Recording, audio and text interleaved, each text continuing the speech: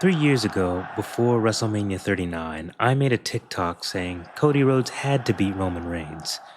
But I asked one question. What if he doesn't? I would personally be perfectly fine with either of them winning.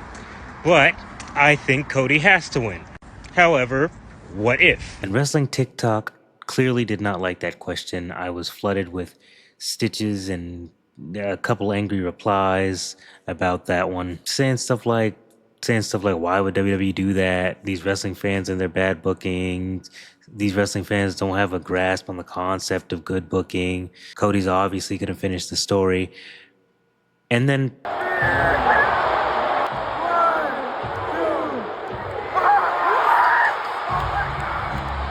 Roman Reigns pinned Cody Rhodes in the middle of SoFi Stadium, subsequently leading to all of them deleting their stitches.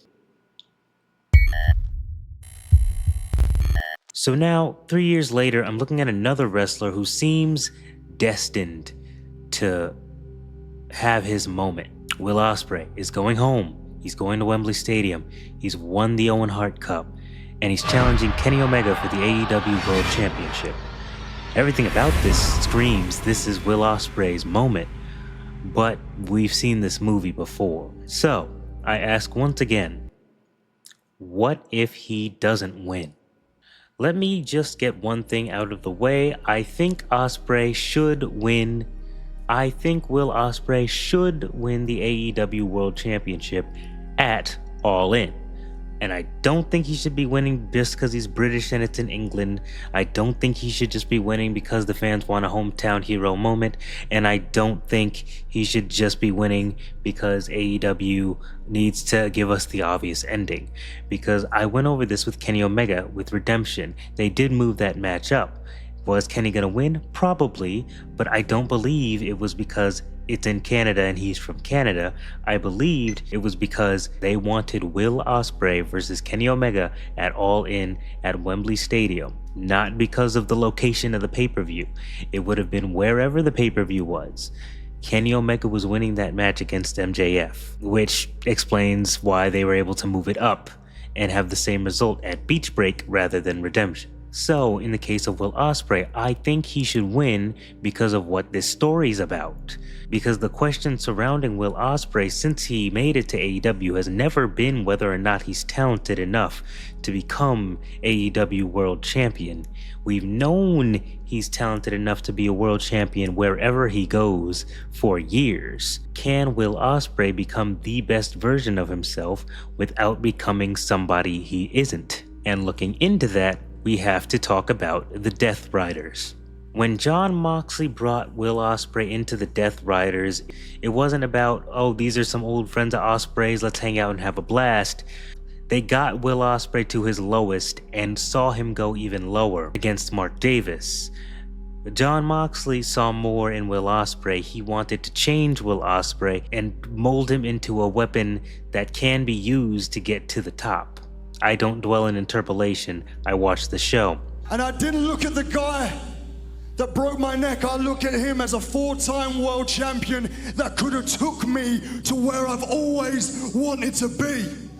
Jon Moxley wanted to change him. He wanted Ospreay to stop his hesitations. He wanted him to stop worrying about whether what he was doing to succeed was right or wrong, or about his injured neck. He wanted Will Ospreay to stop fighting like somebody who wanted to prove he was the best wrestler in the world, as he's proven it time and time again already, that he's the best wrestler on the planet, and he has said it over and over again. He has nothing left to prove, but he has not made it to the top of the AEW mountain yet. So, Jon Moxley wanted him to start fighting like somebody who was willing to do whatever it took to win. Pull the trigger was the lesson that he was trying to teach him. And that's one big mountain to push that ball up. But winners always want the ball. But winners want the ball. And the ace always wants the ball. The ace wants the ball. And I want the ball. And I want the ball. So hell yeah, I'm gonna take the shot. You're damn right I can pull the trigger. I'm gonna pull the trigger, and I'm gonna do it when it matters the most. I'm gonna do it when the title was on the line, and when I pull that trigger, you're gonna see it coming. And Ospreay listened. He became as aggressive as he used to be. He became more violent, more willing to cross lines and boundaries that he wasn't previously. But eventually, Will Ospreay found lines that he wasn't willing to cross. Will Ospreay realized he did really enjoy the camaraderie of the Death Riders, and he did really appreciate that this 4-time world champion in Jon Moxley would take him in and get him back to his best self and rebuild his neck and mold him into a competitor that he hadn't been in years. But Will Ospreay also realized that the Death Riders were willing to take routes that he was not willing to take to get to the top.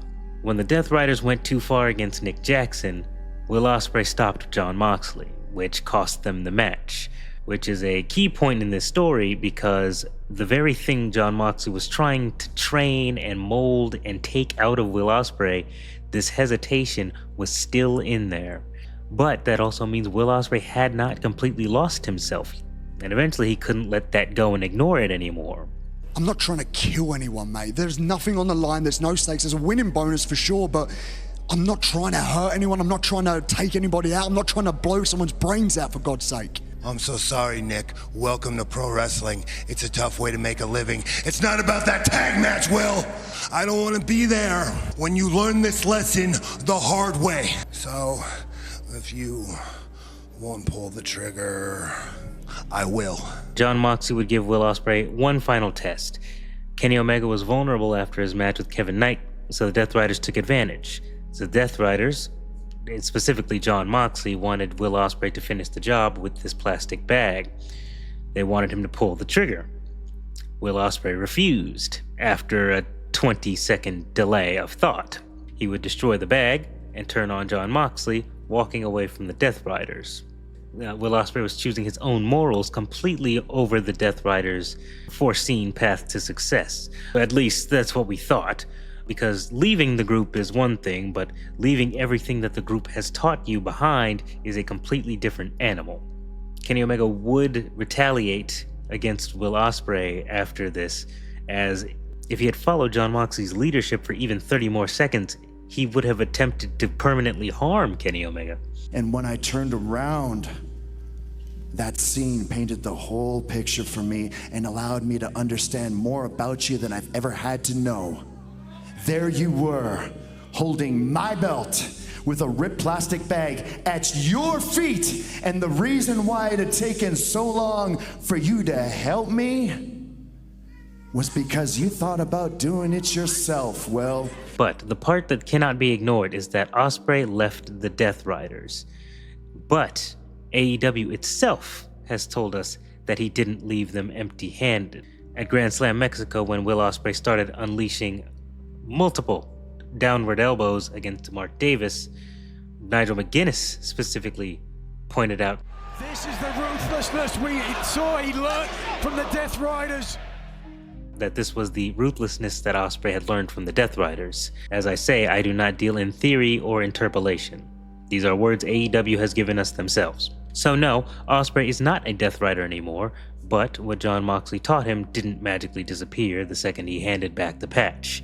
Maybe it's a lesson that Will Ospreay needed. Maybe he needed to relearn the ruthlessness he had as the Commonwealth Kingpin in Rev Pro and in New Japan. Maybe he needed to stop hesitating, and sometimes maybe you really do need to pull the trigger.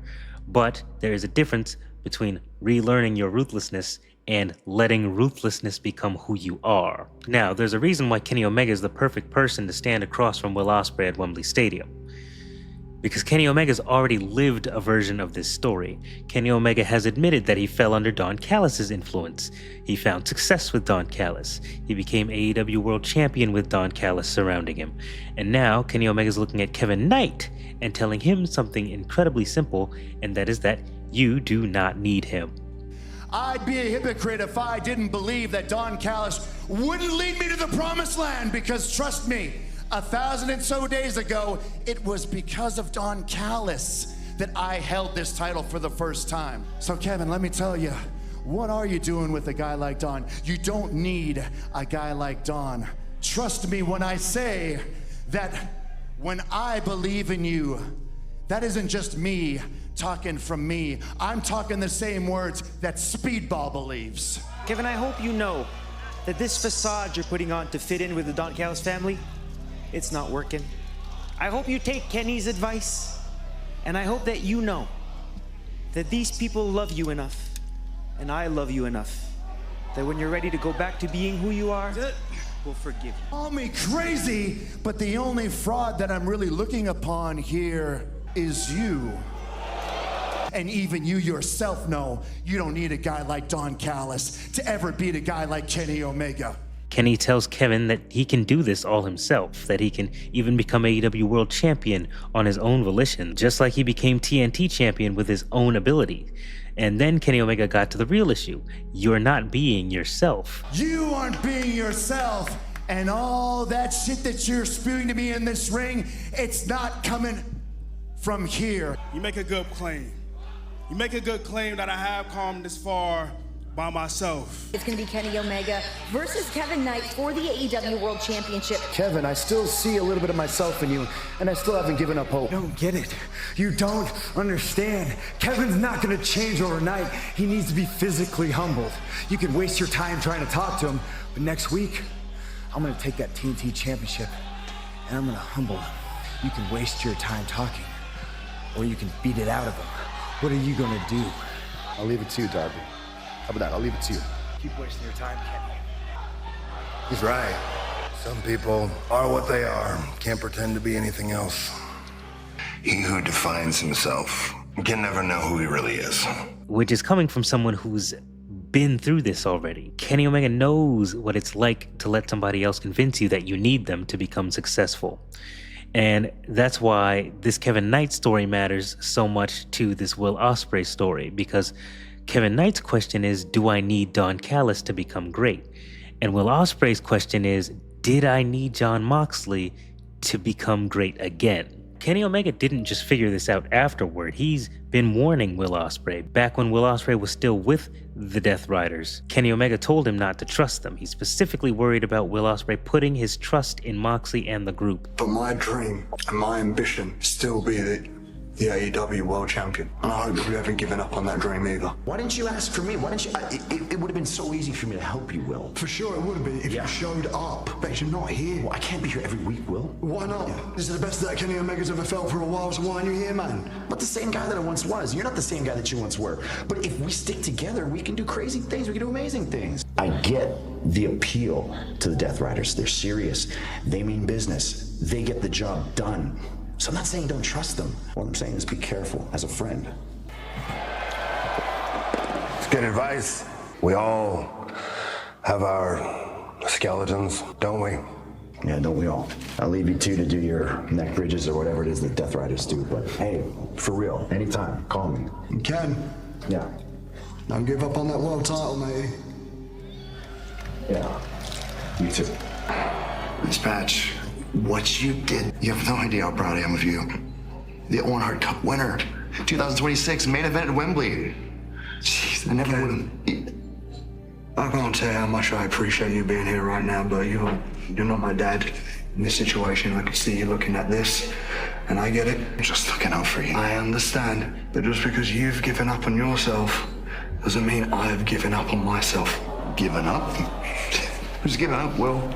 Look, you're emotional, you're beat up, get some rest. This doesn't top what we have. You'll always be my friend, and I'll always care. I gotta say, Ken, at one point I generally thought you were giving up on yourself.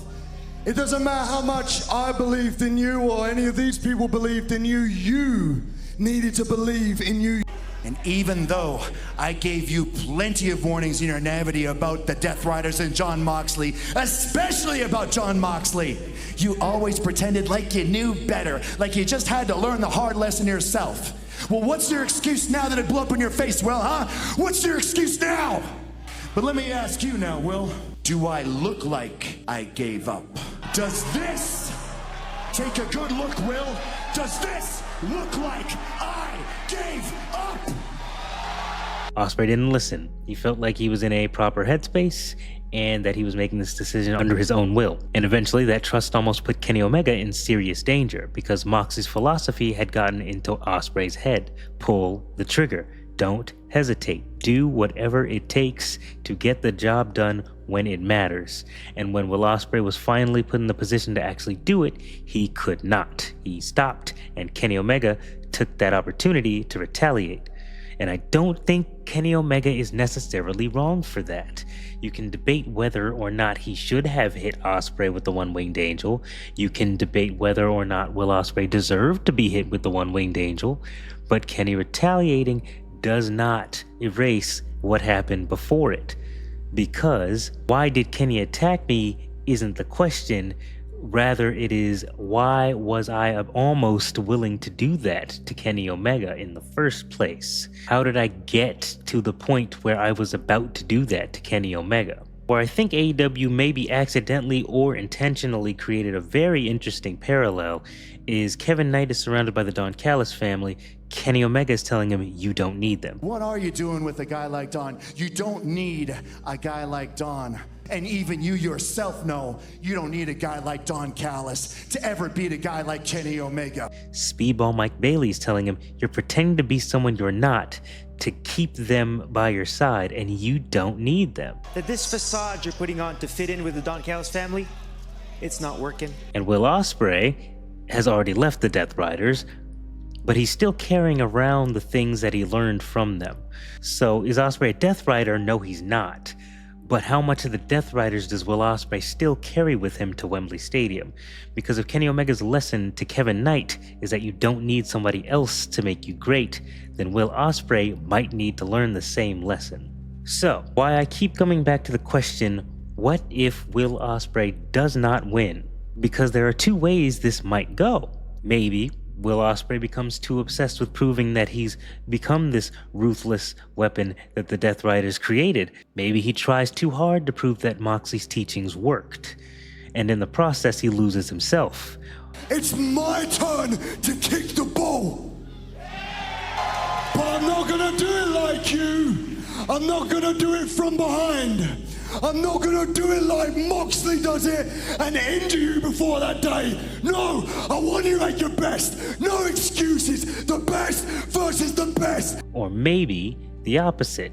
Maybe Ospreay gets Kenny exactly where he wants him and he hesitates and Kenny recovers. One-Winged Angel, 1, 2, 3. Some people are what they are. Can't pretend to be anything else. He who defines himself can never know who he really is. Now suddenly Ospreay's lost the biggest opportunity of his life, not because he's not good enough, he's one of the best wrestlers on the planet. Not because AEW wanted to shock everybody with a crazy swerve win, but because he hasn't figured out who he needs to be to get to that level. And if that happened, I can see there being confusion in the fan base, but I personally would not automatically go to call that bad storytelling because it would mean Will Ospreay's story just hasn't finished yet. Do I think that's where this story should end? Absolutely not. I think maybe Will Ospreay should win, and the reason is bigger than Wembley Stadium. It's bigger than just it being in Wembley Stadium. It's bigger than the fans wanting their hometown hero to win. Will Ospreay has spent months being told what he needs to become. Don Callis has told him what he needs to be in the past. Jon Moxley just told him what he needs to be now as a Death Rider. Kenny Omega has even been telling him what he needs to be, which he seems to not necessarily completely agree with either. Eventually, Will Ospreay has to stop asking, who do I need to become to succeed, and ask himself, who am I? Because although maybe Jon Moxley taught him something valuable, maybe Will Ospreay really did need to become more ruthless. But Moxley doesn't get to define what Will Ospreay becomes, which is the lesson Kenny tried to teach to Kevin Knight. You don't need Don Callis, just like he's trying to teach Will Ospreay. You don't need the Death Riders. You don't need someone else to make you great. You can do it yourself. Kenny Omega just proved that himself by beating MJF, someone who he could not beat before. He has proven that he can get to that World Championship level, whether with help or without help. You can do it yourself, as yourself. So, when Will Ospreay walks into Wembley Stadium, I don't think we should see the Death Riders or Jon Moxley or someone trying to prove that they're a killer. If Will Ospreay's going to win, I want to see Will Ospreay.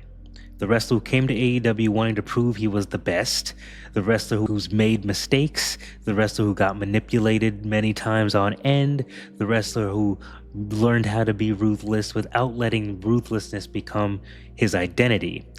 And when Kenny Omega is standing across from him, I don't want Ospreay to win because Kenny was wrong, or I don't want him to win because Moxley was wrong. I want him to win because Will Ospreay finally figured out that he doesn't need anybody else's input on who he is. He doesn't need Don Callis' say, he doesn't need the Death Riders' say, he doesn't need Kenny Omega's say. He doesn't need anybody to tell him who he needs to be or who he has to become. He just needs to be Will Ospreay. At Wembley Stadium, Will Ospreay is writing a new chapter of his own story one way or another. And I don't deal in theory or interpolation, so don't think that all matches are predictable. Everything makes sense in the end. Put in the comments whether you believe Will Ospreay will win or Kenny Omega will win. Either way, go watch my vlogs, go watch my yap sessions of all sorts and shapes and sizes. And like, comment, subscribe for more. Get off my video.